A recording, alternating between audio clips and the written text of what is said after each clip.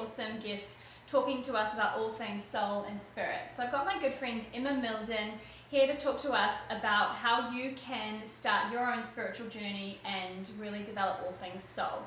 So Emma is actually, I met this lovely spirit when we were both doing separate events at Lululemon earlier this year, and she is a Wanderlust speaker. She was the reason I actually wanted to attend Wanderlust, to hear about her talk on channeling your soul's purpose. And she's an author. Her book is coming out in November, which is really exciting. She's just about to undergo an amazing tour through the United States, so we're really happy to have her with us today, and so we'll kick it off. So Em, thanks for being here. I'm really excited to chat with you. I'm excited. This is good. Yeah, so tell maybe us a little bit about how your spiritual journey started, and what a spiritual PA really means to people out there that are starting on this journey. Yeah.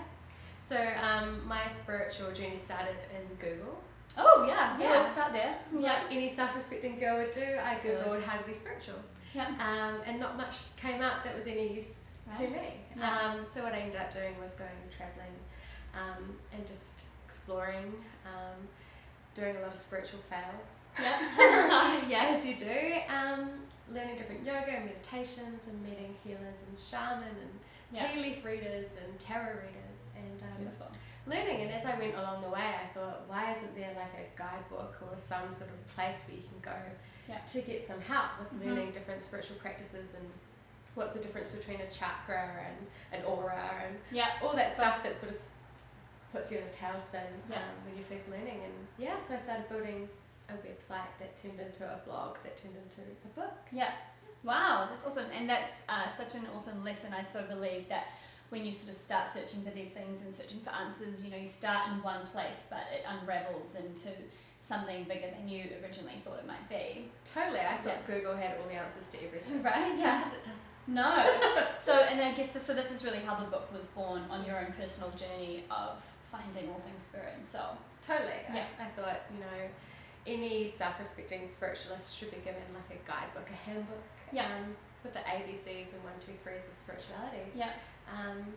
So it pretty much has all the things that I needed to understand the basics of astrology and numerology and how to feng shui your iPhone and your iPhone. Yeah, that's and new. what crystal you need in your car for a road trip, and aromatherapies and different yoga you can do or mudras you can do, and you want to give the finger to someone, maybe a different mudra. A spiritual way to do that. So it's a really a realistic book for people that aren't necessarily namaste 24/7 because you can't be. So I love that, and I think that these days there is such a disconnection between what spirituality really means. A lot of people think that it's something to do with religion, and for the modern day kind of girl, I think it is shifting into people wanting to connect a little bit more to themselves, and really that is, these are all ways that we can do that, is have a deeper connection with ourselves, our spirit. And so I think that having these ways that are really accessible and makes it kind of more normal and more young is just such an awesome movement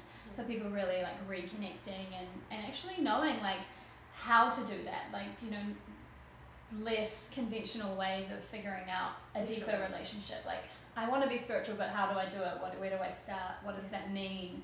Demystifying that is just so awesome. Totally. Yeah. And that is sort of where I got to with wanting to call myself like the spiritual PA. Yeah. Because what happened was all these people were telling me the rules of spirituality and the right and wrong way to be spiritual. Yeah.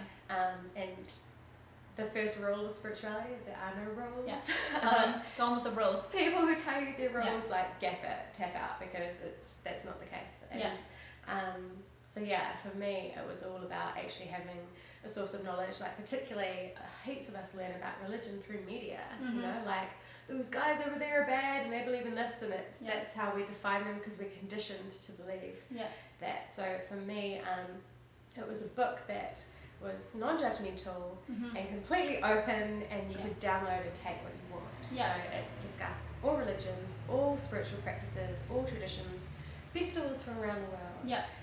And you just take what resonates with you and don't worry about the rest. Perfect.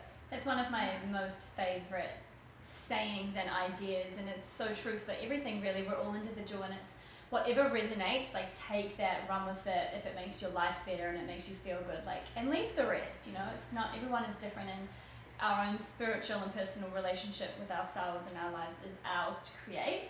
But having those tools and having those know-hows are so important. So that's why the book is so exciting. Yeah, it really is. Because there's really nothing else like that sort of gives you a taste tester of spirituality. Yeah. You can have a wee bite off what you like at the time and flip to the dream journal bit or find out what colours resonate with you and why, or what chakras or crystals you need to investigate and how you can do that. And that's a good thing. I mean, so much of it is so easy and simple, and it's just that, you know, remaining curious and open and wanting to learn those things, and therefore, you know, you'll find the ways that work for you, and just staying open, which is, you know, removing the judgment, which is so crucial for developing your own spiritual relationship. Yeah. And totally, I think the number one thing is remembering that spirituality isn't about being perfect. Yeah. It's so not. You know, you're not meant to be a levitating guru. We're here to be humans. Yeah. And that means, you know, having your wheels fall off, get stressed,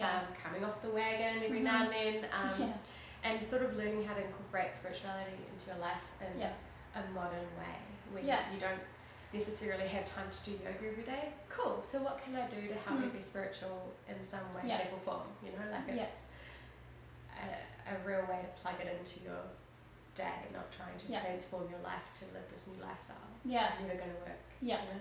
And ultimately, being spiritual or developing the spiritual relationship and connection is really more of a way to be fully engaged in your life and to make your life more enjoyable for yourself. So it's not, you know, again, which is why the rules don't work, and it's got to be something that's passionate and exciting for you as an individual, because it's your journey and it's actually there for you to have a greater sense of self and life. So I think on that note, we'll just sort of wrap it up and hope that, you know, that's kind of enticed a little bit of curiosity for you to really explore and expand your spiritual beliefs and practices, and just starting slowly and keeping an eye out for Em's book coming out in November. I know it'll be a game changer for you, and just having lots of things that you can access. So thanks for being with us. So this is Em and M signing out for ConsciousPath.com.